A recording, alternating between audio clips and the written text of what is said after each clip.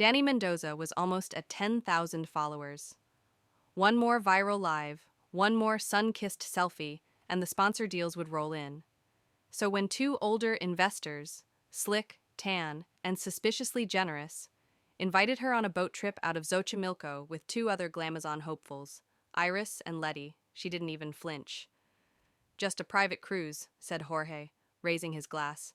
His friend, the quieter one, Armando, gave a slow nod. Expensive watch. Creepier smile. The boat was less yacht, more refurbished party barge, decked out in paper lanterns and stocked with too much mezcal. By midday, the trio of girls had already gone live 5 times. "Sunset vibes," Dani captioned, while Iris twerked for the camera and Letty sang off-key to Bad Bunny through Bluetooth speakers. But fun has an expiration date. The sky soured with sudden wrath, clouds clawed across the sun, and waves not native to the usually tranquil waters rose like fists from the deep.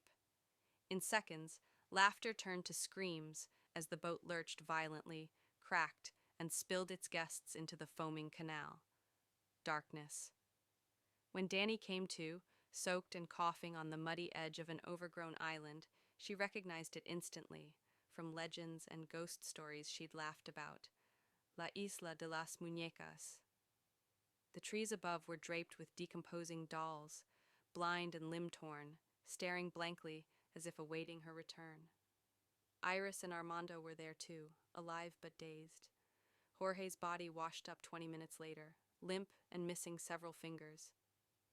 "You've got to be kidding," Dani whispered, grabbing her phone, still somehow functional.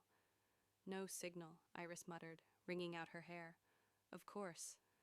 That night was long, wet, and wrong.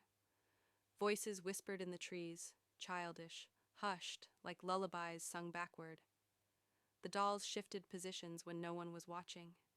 One hung from a branch they swore was empty an hour before. Letty wandered off to pee and never returned. Dani found her selfie stick snapped in two and buried upright in the mud, as if planted like a flag over something freshly interred. By 2 a.m., Iris was gone too, leaving behind only her phone, open on a live stream.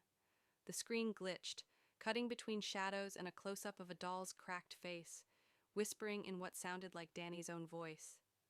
Alone now, Dani ran. Everywhere she turned, a doll was waiting, in trees, in the brush, hanging from fishing nets. One wore Letty's sunglasses, another had Jorge's Rolex clumsily wrapped around its neck like a noose. She made it to the center of the island, where the original hut stood, the birthplace of the horror.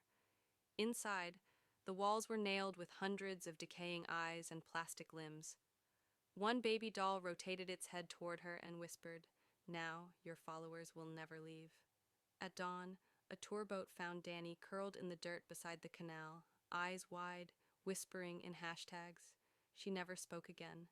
But for years afterward, every night at 2:17 a.m., her now famous Instagram account would go live. The screen would flicker, then steady on the same shot. A ring of dolls, swaying slightly in the wind, with a new one every time, grinning with human teeth.